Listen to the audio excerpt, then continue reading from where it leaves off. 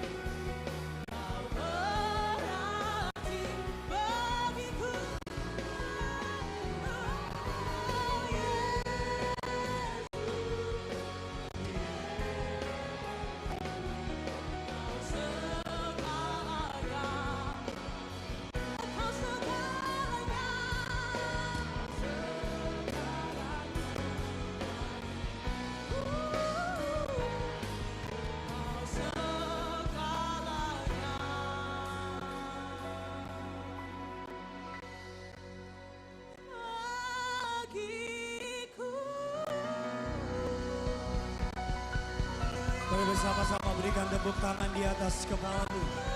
Lebih dahsyat lagi bagi Yesus Tuhan Allah kita. Sekali lagi kita berikan tepuk tangan yang luar biasa bagi Tuhan kita. Bapa di dalam surga, di dalam nama Tuhan Yesus, dengan segenap tarikan napas kami menyatakan Engkaulah segalanya dalam hidup kami. Engkaulah yang terpenting dalam hidup kami. Tanpamu kami tidak dapat melakukan apapun, tapi bersama dengan Engkau kami cakap melakukan perkara-perkara hebat dan luar biasa.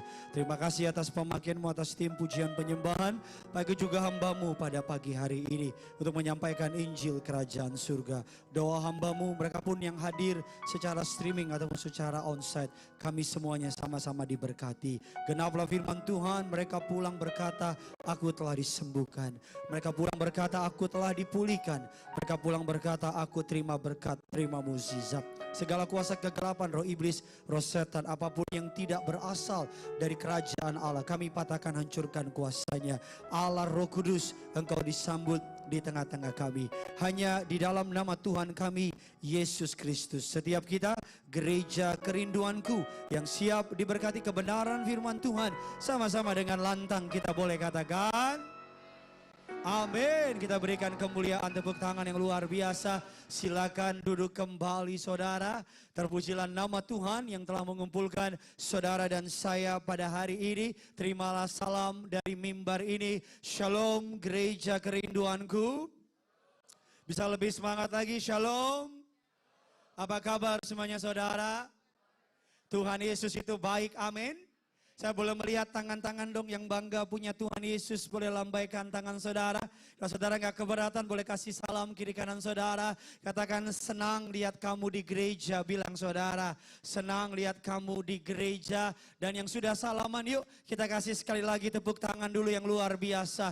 Bagi Tuhan kita masuk kepada bagian ketiga dari sebuah serial khotbah, A Vision from God, visi dari Tuhan. Dan bagian yang ketiga seberi judul khotbah ini adalah A Family of God, keluarga di dalam Tuhan. Saya mau buka dengan sebuah cerita. Ada seorang worship leader, biasanya WL, kalau nyanyi itu lagu ending belakangnya itu dipotong saudara. Biar jemaat tahu. Sebagai contoh misalnya lagu tadi, kau segalanya bagiku, kau seperti itu kan sudah dipotong lagunya. Ada WL nyanyi lagu, ku cinta keluarga Allah terjalin, semua saling betapa senang. Karena endingnya salah satu lagunya, keluarga kerajaan.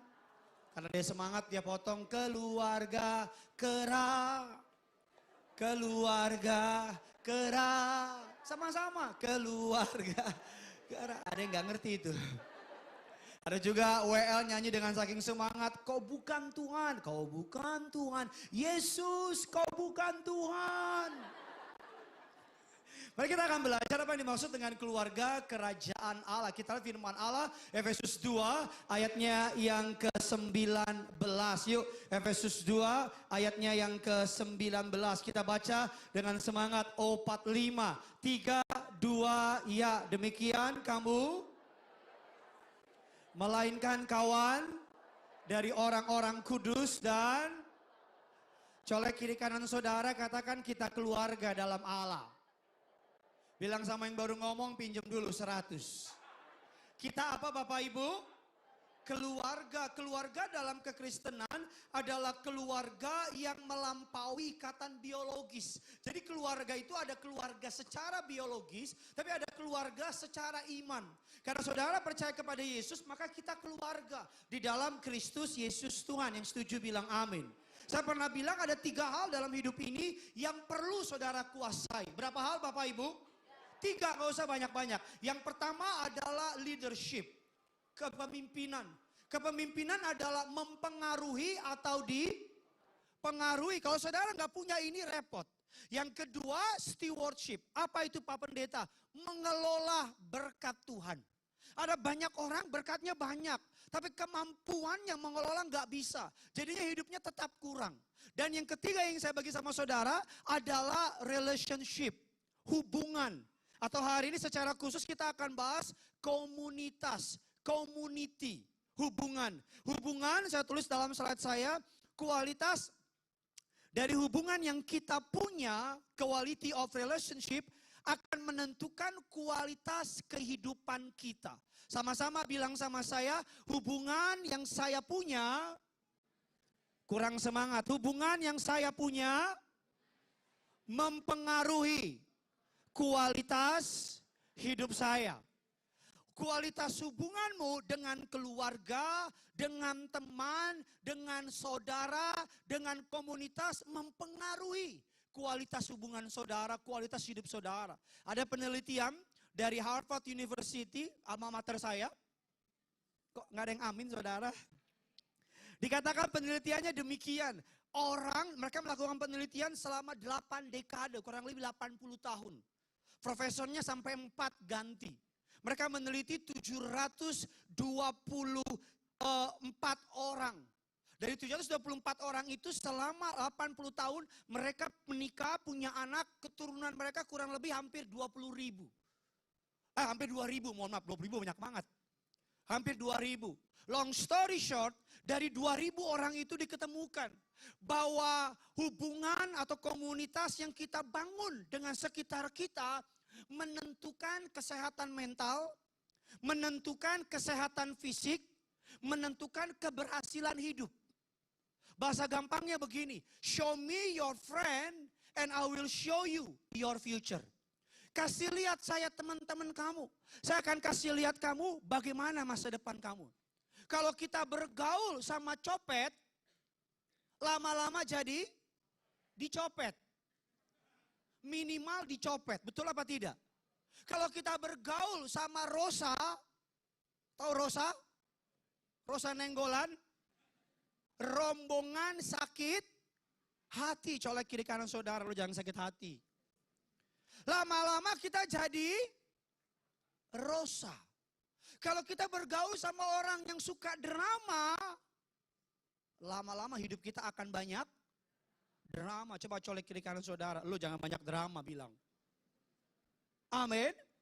Nah oleh karena itu saya bilang sama teman-teman yang pelayanan di gereja kerinduanku. Kalau mau pelayanan please jangan ada drama di gereja. Jangan ada drama di antara kita. Nggak ada yang amin ini. Saudara yang paling gampang gini, ingat kisah orang di kolam Bethesda yang lumpuh? Dia lumpuh, tidak ada orang yang bawa mereka ke kolam itu ketika malaikat mengguncang kolam itu. Betul apa tidak? Karena kenapa? Karena nggak ada teman. Imannya punya, tapi nggak ada teman. Ingat anak muda yang lumpuh, yang temannya jebol atasnya. Nih baca Alkitab apa enggak? Atasnya apa? Dijebol dan orang itu diturunin dari atas ke bawah. Apa maksud saya? Sesederhana begini, ada banyak orang hidupnya nggak maju-maju karena temannya narik dia ke bawah terus. Ada banyak orang hidupnya nggak naik-naik karena temannya memendam dia terus. Ada banyak orang nggak bisa mencapai rancangan Tuhan dalam hidupnya karena dia mengelilingi hidupnya dengan orang-orang yang nggak cinta Tuhan. Doa saya jemaat kerinduanku yang hari ini hadir, yang nonton secara streaming, doa saya saudara dijauhkan dari orang-orang yang mengaku teman tapi jahat di belakang. Tapi saya berdoa saudara dikelilingi oleh orang-orang yang sayang sama saudara. Yang pengen saudara maju. Yang mau saudara diberkati. Yang pengen lihat saudara sukses. Yang bersedia mengangkat saudara ketika dia di atas. Kalau mau tepuk tangan yang kompak dulu dong buat Tuhan kita. Makanya kita melihat Kejadian 2 ayat yang ke-18. Kejadian 2 ayat yang ke-18. Yuk sama-sama kita baca. Kejadian 2 ayat yang ke-18. Saudara, ini adalah sebuah seri pengajaran. Biar saudara bisa belajar goal dari khotbah ini. Agar saudara bergabung dalam komunitas di gereja ini. Nama komunitasnya Teman Seperjalanan. Kejadian 2 ayat ke-18. Yuk 3, 2, 1, ya.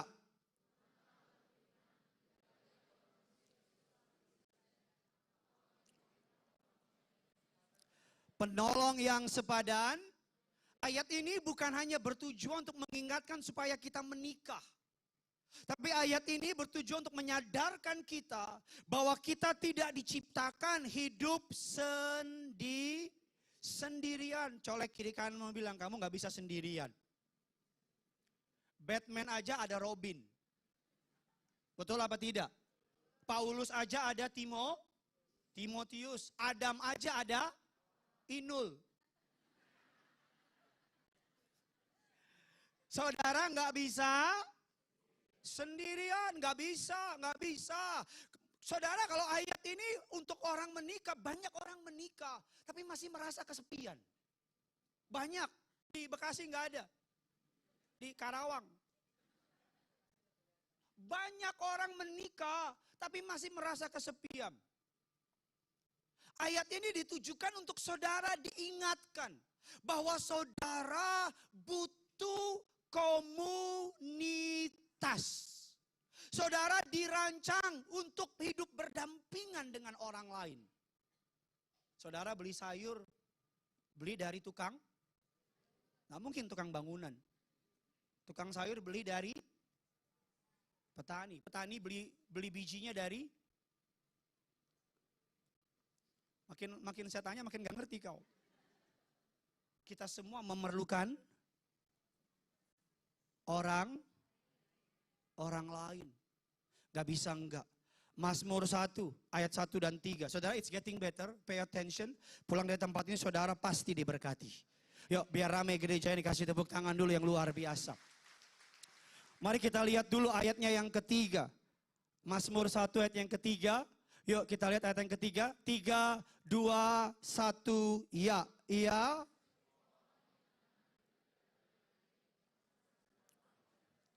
Dan yang tidak layu, apa saja yang... Di sini siapa yang mau hidupnya berhasil? Di sini siapa yang mau hidupnya selalu yang diperbuatnya berhasil? Siapa yang menggenapi, yang ingin mengimani ayat ini? Semuanya ya. Ayat ini adalah hasil dari ayat 1 dan 2. Ini hasilnya. Banyak orang klaim ayat ini sama seperti Alkitab katakan, tetapi carilah dahulu kerajaan, maka semuanya akan. Banyak orang cuman klaim tambahkan. Dia lupa tambahkan itu hasil dari cari dahulu kerajaan. Kalau cari kerajaan Allah pasti ditambahkan. Jadi ditambahkan itu otomatis kalau kita cari kerajaan Allah. Ayat ini otomatis terjadi sama jemaat kerinduanku, bilang amin. Kalau saudara perhatikan ayat 1 dan 2. Mari sama-sama ayat 1 dan 2 kita baca. Berbahagialah orang yang tidak duduk di jalan orang dan yang tidak duduk dalam. Jadi ayat ini bilang keberhasilan ditentukan dengan siapa saudara berjalan, dengan siapa saudara berdiri, dengan siapa saudara duduk. Keberhasilan ditentukan bukan dari pinternya saudara. Tapi keberhasilan ditentukan gampangnya begini. Dari siapa yang berjalan sama saudara, dari siapa yang duduk sama saudara, dari siapa yang saudara kasih telingamu sama orang itu, sama siapa yang saudara anggap sahabat. Ayat yang kedua kita baca sama-sama. 3, 2, ya tetapi siang dan malam. Apa maksud dari ayat ini? Amsal 13 ayat yang ke-20. Lebih dalam lagi kita baca. 3, 2, ya.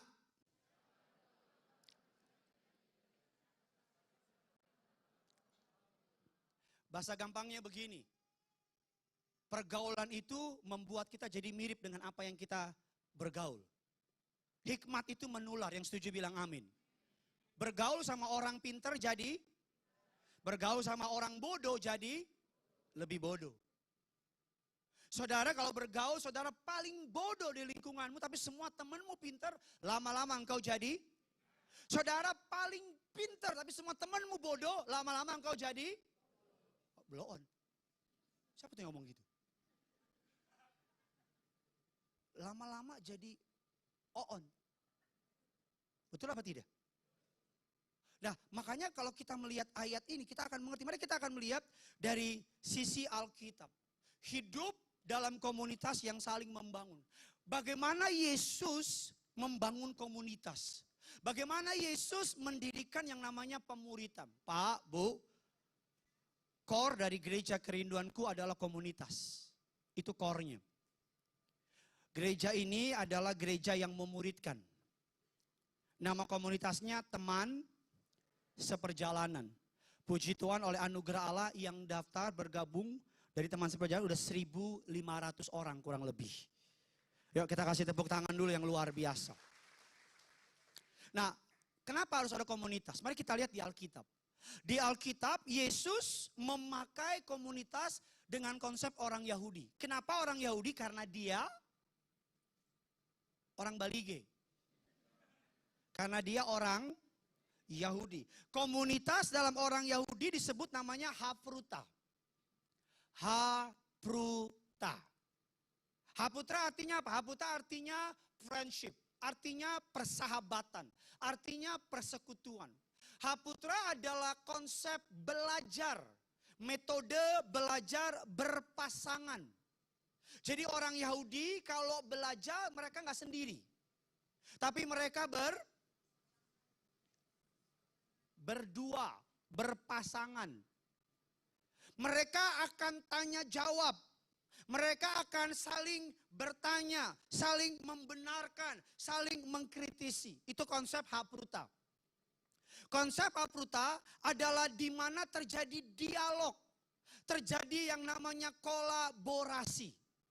Makanya di situ disebut dari hafruta ada istilah yang kita kenal. Kalau kita melihat Alkitab saudara, mari kita lihat Daniel 2 ayat 17 dan 18. Daniel punya hafruta, punya teman, punya komunitas. Mari kita baca. 3, 2, ya. Kemudian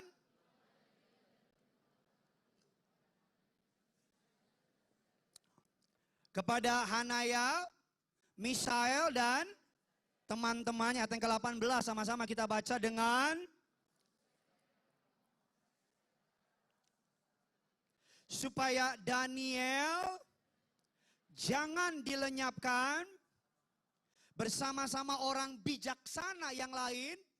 Jadi Daniel hebat bukan karena Daniel hebat sendirian. Daniel hebat karena Daniel punya komunitasnya Sadrak, Mesak, Abednego. Ketika Daniel dapat tugas dari raja, raja punya mimpi. Celakanya raja nggak ngeceritain apa mimpinya. Daniel cari komunitasnya. Daniel bilang, bro, di grup WA. Grup WA-nya Opung nih Pomparan Daniel. Dia bilang, bro. Gue dapat tugas nih dari raja. Terus kata Sadrak, ngomong apa lagi tuh raja gila. Ini nih gue punya mimpi begini-gini. Apa mimpinya nggak tahu. Tolong doain ya sob. Maka Sadrak akan kasih emoticon begini. Abednego akan kasih emoticon yang ada lingkaran. Dan yang paling Hanaya kasih stiker. Gasken sob. Siapa yang ketawa itu? Ya. Pak, Bu. Alkitab saya mengatakan bahwa orang yang tidak memiliki komunitas dalam hidup ini adalah orang yang gampang jatuh. Saudara, kalau hanya mempertahankan iman, ingin bertumbuh iman, hanya hari Minggu 2 jam di gereja, pulang, kok nggak punya komunitas, pasti jatuh. Tapi kalau saudara pulang, ada komunitas. Kemarin ada baptisan. Siapa yang main di baptisan, angkat tangan saudara. Oh, puji Tuhan, gak ada yang mau angkat tangan. Yuk kita kasih tepuk tangan untuk mereka dulu yang baptisan. Kemarin saudara, ada beberapa dari latar belakang agama nenek moyang. Dan mayoritas yang dibaptis, yang pertama, tidak ada yang baptis ulang. Karena gereja ini percaya, baptisan itu sakral. Sekali. Nggak bisa ngulang. Pak, kalau jatuh dalam dosa gimana? Bertobat, bukan baptis. Baptis itu kalau berkali-kali teh celup. Tapi nggak ada maksud, nggak ada maksudnya. Siapapun yang berulang silakan. Masing-masing punya pemahaman sendiri. Dia punya keluarganya tahu, dia mau baptis. Wah, keluarganya marah, dia bingung. Mau hubungin pendeta nggak punya nomor. Dia cerita sama komunitasnya. Teman seperjalanan. Teman seperjalanan support dia. Kemarin ketika baptisan, teman seperjalanan komunitas datang semua. Ketika dia keluar dari kolam, maka burung merpati jatuh. Karena mereka beli burung. Enggak, ketika mereka keluar dari kolam, itu mereka tepuk tanganin. Wah. Saya turun gak ada yang tepuk tangan. Sampai ada yang cetak banner. Selamat, kayak lulusan gitu. Selamat sudah dibaptis. Banner gede. Ada yang anak teman seperjalanan mau lahiran. Dia ketakutan. Dia WA teman seperjalanan. Bro, sis, gue mau lahiran, tolong didoakan dong. Ketika lahiran teman seperjalanan nungguin di rumah sakit. Saya nggak tahu itu bayar apa juga lahirannya. Tapi di rumahnya udah kayak toko buah. Karena semua bawa buah. Saya nggak pernah dikasih buah sama mereka. Nggak, apa yang saya sedang bilang sama saudara sesederhana begini. Bahwa mereka selalu bilang sama kami, Pak Pendeta makasih untuk komunitas. Kami diberkati. Pak Pendeta, kami kalau sekedar ibadah hanya satu jalur. Betul apa tidak? Kayak kuliah. Saya khotbah saudara dengar. Diberkati enggak? Pasti. Tapi kan saudara butuh cerita. Betul apa tidak? Saudara butuh teman. Betul apa tidak? Nah, di komunitas itu saudara dididik. Saudara dikuatkan. Di komunitas itu saudara kalau punya masalah, saudara bisa cerita sama mereka yang juga punya masalah. Tapi saling membagi masalah. Dan ujung-ujungnya jadi berkat. Yuk kasih tepuk tangan dulu bagi Tuhan kita. Makanya dalam kitab mereka, kitab Yahudi Talmud, ada sebuah tulisan yang berkata demikian. Seorang pelajar yang duduk sendirian untuk belajar Torah sendiri akan menjadi bodoh. Orang Yahudi pantang. Kenapa mereka menjadi bangsa yang paling pinter? Saudara, karena mereka kalau belajar itu ada sparring partner. Berdua. Nah, saya akan jelaskan ke bawah apa Alkitab makna berdua dan sebagainya. Mereka berdua saling nanya, saling ngejelasin. Mari kita lihat lagi. Dikatakan makanya saudara boleh ditampilkan pola Alkitab sistem pemuritan Yahudi. Bapak Ibu ini adalah rabinya. Saya bisa lihat saya ke depan. Ini rabinya, mereka berdua. Dua. Rabinya kasih ilmu, kasih pelajaran, mereka saling mendiskusikan. Kalau nggak tertarik sama khotbah ini saya ganti bisa nih. Mereka saling apa Bapak Ibu? Berdiskusi. Mereka saling ngingetin. Makanya istilah yang pertama mereka dalam tingkat pendidikan Yahudi, Beit Sefer. Beit itu Bapak Ibu, Beit itu rumah. Sefer itu kitab, rumah kitab. Mereka itu dari 5 sampai 10 tahun, mereka udah hafal kitab Musa. Yang 5 kitab itu. 5 sampai 10 tahun, mereka udah hafal kitab Musa di luar kepala. Kita boro-boro hafal. Nama kitab aja lupa. Mereka di luar kepala, kita di luar kepala. Alias benar-benar lupa. Gak ingat sama sekali. Yang kedua, Bet Midras. Dari kata Midras muncul kata madrasah. Bet artinya rumah, Midras artinya menafsir, artinya belajar. Rumah belajar. Mereka menafsir Talmud. Baru terakhir Beit Talmud. Rumah kitab. Ngapain mereka di sini? Mereka nggak belajar di rumah, mereka belajar di luar. Ngapain? Ikutin rabinya. Seperti Yesus keluar, murid-murid ngikutin. Dia lihat Yesus ngajar, murid-murid lihat. Dia lihat Yesus berdialog, mereka melihat. Makanya kenapa orang Yahudi itu pinter-pinter. Karena dari kecil pola pendidikan mereka itu apa? Berdua-dua. Saling najemin. Mari kita melihat lagi. Kita lihat Lukas 6 ayat 14 dan 16. Saudara diberkati, amin. Lukas 6, 14, 16 yuk. Sama-sama kita baca.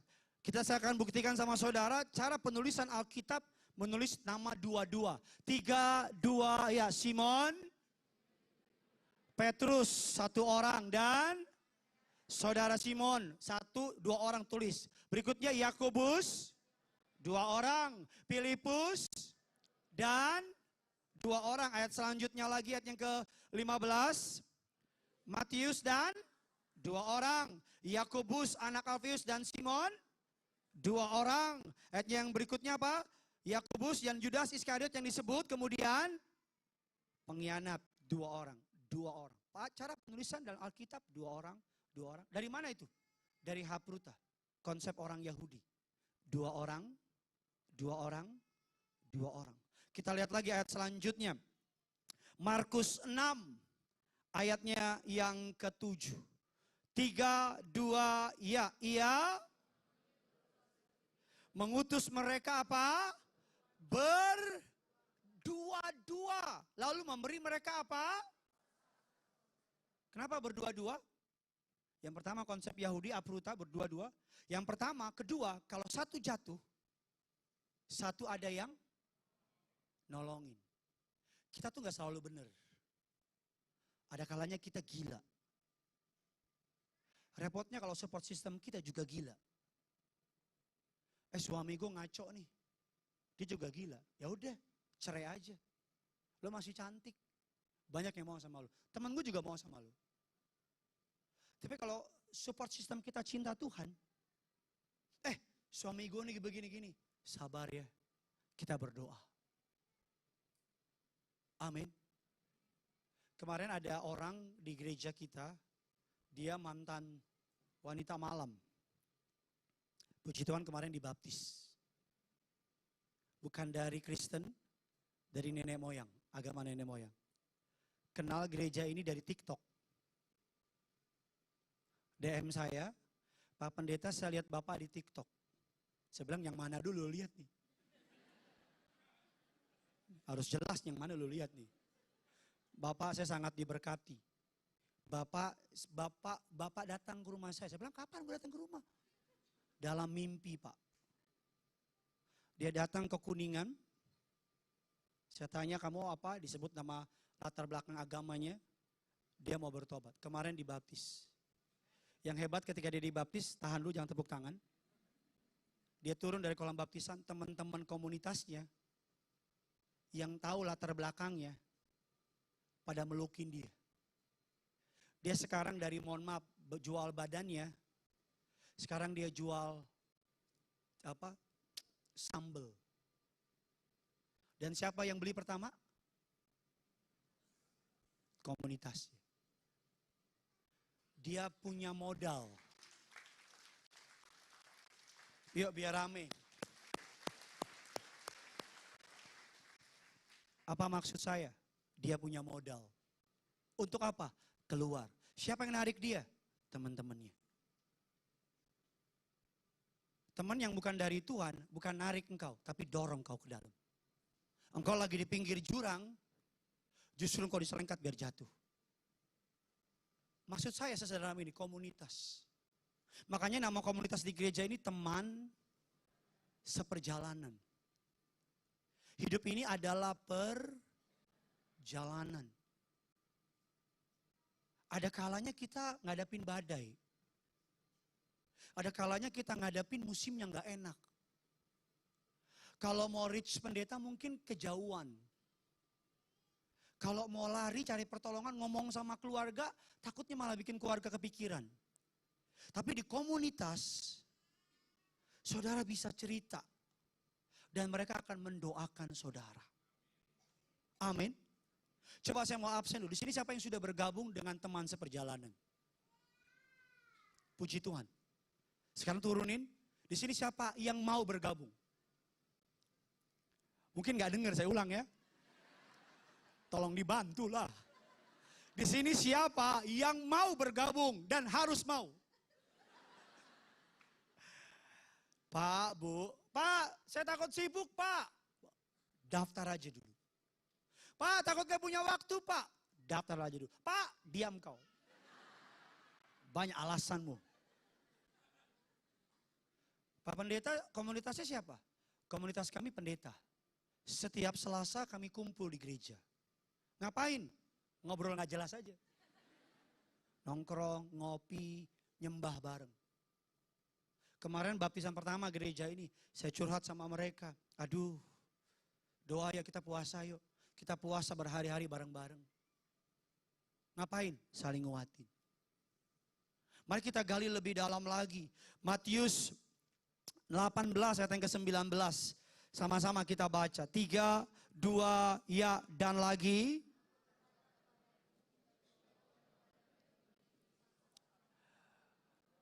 Permintaan mereka itu akan oleh Bapakku yang di, sama-sama bilang sama saya, 2 orang sepakat. Ini bicara apa? Komunitas. Komunitas paling kecil adalah keluarga. Ketika saudara komunitas sepakat, banyak mereka yang bersaksi. Mereka nggak punya pekerjaan, teman komunitas berdoa bagi mereka. Dan mereka puji Tuhan dapat pekerjaan. Banyak mereka yang bersaksi, mereka harus dioperasi. Dan teman komunitas berdoa bagi mereka. Saudara butuh seseorang yang support saudara, katakan amin. Saudara butuh seseorang yang berdoa bagi saudara, katakan amin. Saudara butuh seseorang yang benar-benar peduli sama saudara. Makanya mari kita Amsal 17, ayat yang ke-17, mengapa kita butuh komunitas? Saya undang pemain keyboard bisa bantu saya. Amsal 17 ayat yang ke-17 yuk. 3, 2, 1, ya.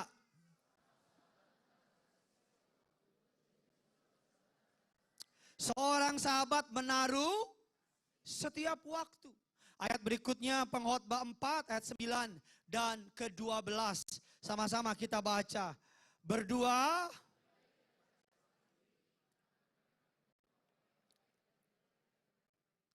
Ayat yang ke-10, karena kalau mereka yang seorang, tetapi wahai orang yang tidak mempunyai orang lain, untuk apa? Mengangkat ayat yang ke-12, lompat ke-12. Dan bila mana seorang, 2 orang dapat tali 3 lembar, tidak mudah diputuskan. Kemarin ada teman TS yang kecelakaan Pak Bu, naik motor. Jatuh, giginya setengah patah.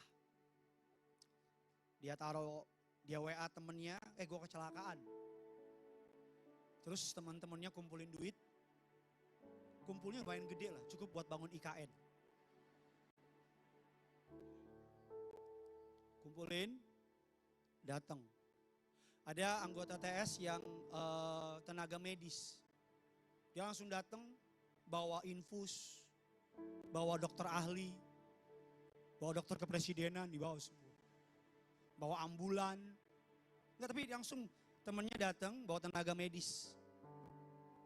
Langsung diinfus. Diinfus. Dan yang menyentuh hati kami, orang itu WA. Aduh, saya anak rantau, dia dari Makassar. Bye-bye Ji. Saya anak rantau, tinggal di kos-kosan. Biasanya kalau sakit telan sendiri, kalau susah tahan sendiri. Kalau punya masalah mau telepon mama, takut mama kepikiran. Baru pertama kali saya punya teman yang peduli sama saya. Mungkin saudara hari-hari ini longing, rindu. Aduh, pengen dia punya teman yang di dalam Tuhan. Pengen dia punya teman yang peduli. Pengen dia punya teman yang kalau kumpul gak gosipin orang. Tapi gosipin pendeta sama aja Bang. Pengen dia punya teman yang kalau kumpul saling berdoa. Alkitab katakan demikian. Amsal 27 ayat yang ke-17. Besi menajamkan, orang menajamkan sesamanya. Di komunitas orang percaya, saudara saling dibentuk. Yang setuju bilang amin. Saya undang Pastor Randy dan Pastor Zion boleh maju ke depan. Ini contoh besi najamin besi. Randy saudara udah kenal. Zion adalah dokter, saudara dokter Hapruta. Hadap ke depan. 2 orang. Melalui dia, Kristus memuridkan Randy. Amin. Siapa yang muridin dia? Melalui saya, Kristus memuridkan Randy. Yang muridin dia, melalui Randy, Zion dimuridkan. Melalui Zion, Zion dipakai Tuhan memberkati Randy. Siapa yang berkati Zion? Randy dipakai Tuhan memberkati Zion. Dan ketika mereka dipulihkan, maka mereka dipakai Tuhan untuk memberkati orang lain. Amin. Jadi awalnya mereka memberkati satu dengan lain. Banyak komunitas kita Pak Bu, kalau kita pergi ke penjara, mereka yang Pak kami ikut, makanan kami sediakan. Pak butuh apa? Saya bilang bisa enggak DP rumah? Enggak, itu bercanda. Pak butuh apa? Oh kami mau ke penjara. Butuh apa? Makanan. Udah ada yang kasih makanan. Butuh apa? Boleh enggak? Mereka butuh yang namanya pakaian. Mereka siapin pakaian. Sampai mau ambil tuh pakaian. Mereka siapin yang namanya sabun. Sampai dibawain yang namanya sikat gigi. Saya bilang enggak boleh di penjara sikat gigi. Karena kalau dipatahin, runcing. Nanti mereka bisa, kan enggak lucu. Sikat gigi dari siapa nih? Kerinduanku. Aduh. Kemarin ke panti asuhan, teman-teman TS kumpulin, bagi. Tadinya mereka saling memberkati, tapi sekarang mereka dipakai Tuhan untuk memberkati. Tuhan bangun saya melalui Zion. Saya dibangun oleh Tuhan melalui Zion. Makanya boleh hadap-hadapan. Cie. Alkitab bilang Kristus jadi pandai besi di tengah mereka. Ngapain? Coba Zion pukul Randy. Gak usah kena. Ditajemin. Luka yang dibuat Zion ke Randy adalah luka yang menyehatkan Randy. Gimana mukulnya? Ren, gak boleh. Ingat, saya gak usah lanjutin, saudara tahu gak boleh. Ingat Ren, jangan. Karena Randy, karena Zion cinta Randy, Maka Zion dipakai Tuhan ngingetin. Ingat ya. Ingat. Jangan ya dek ya. Randy pukul Zion. Lebih baik tuh sama orang yang ngomongnya pahit. Tapi sayang. Daripada ngomong manis, tapi uler. Setuju apa betul? Lebih baik teman yang bilangin, gue gak suka cara lo. Tapi di depan. Contoh, Randy mau jatuh, jalan ke depan. Jangan jatuh, jalan ke depan. Zion lihat gak bener. Zion bilang, Ren, tolongin.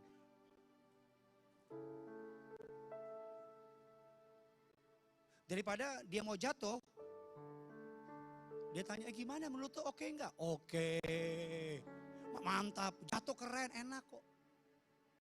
Enggak, kita boleh kasih tepuk tangan buat mereka, thank you so much.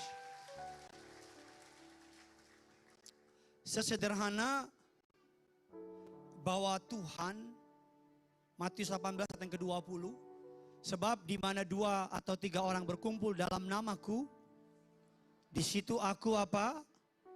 Ada di tengah-tengah mereka. Karena waktunya habis ini kita mau ada penyerahan anak, Pak, Bu. Jadi saya harus persingkat dikit khotbahnya. Besok Minggu kita akan belajar lebih dalam. Saya akan panggil anggota TS. Ada satu anggota TS mantan bandar narkoba. Tapi komunitasnya nyelamatin mereka. Sekarang dia bukan bandar narkoba, tapi bandar Jakarta.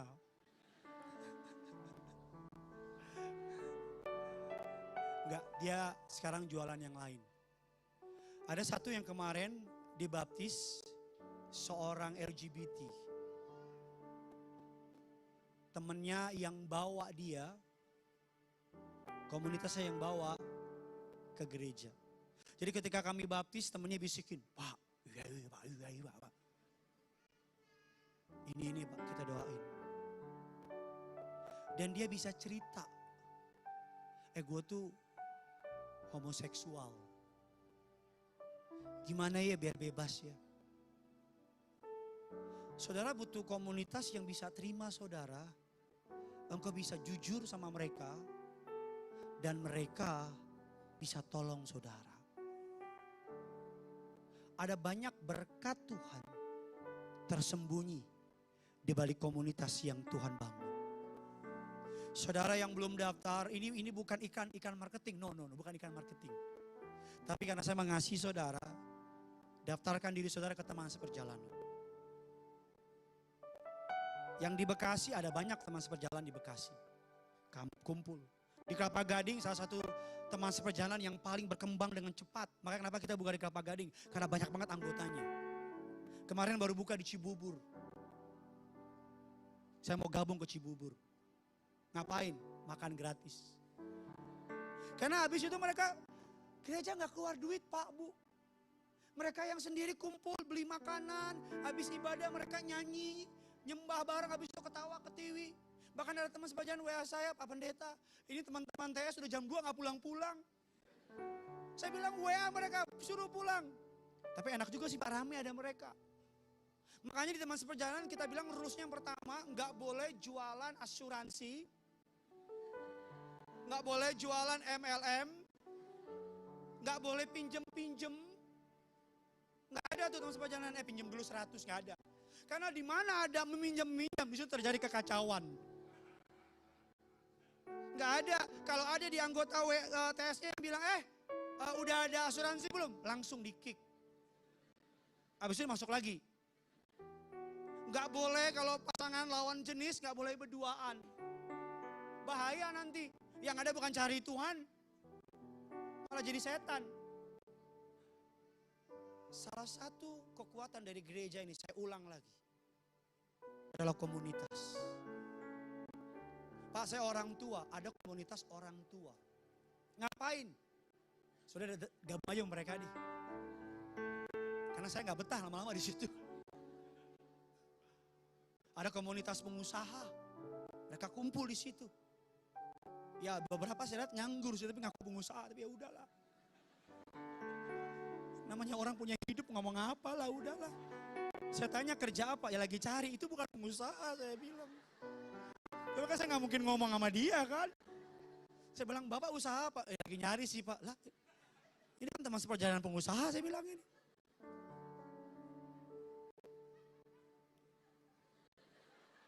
Jangan-jangan dia orang itu. Colek kiri kanan saudara. Gabung teman seperjalanan. Dan gak ada ngomong lah. Ayo colek kiri kanan bilang, ayo gabung teman seperjalanan. Bilang sama yang baru ngomong, jangan ngomong doang loh. Bilang, selamat hari Minggu, Tuhan Yesus memberkati saudara. Meteraikan firman-Mu bertumbuh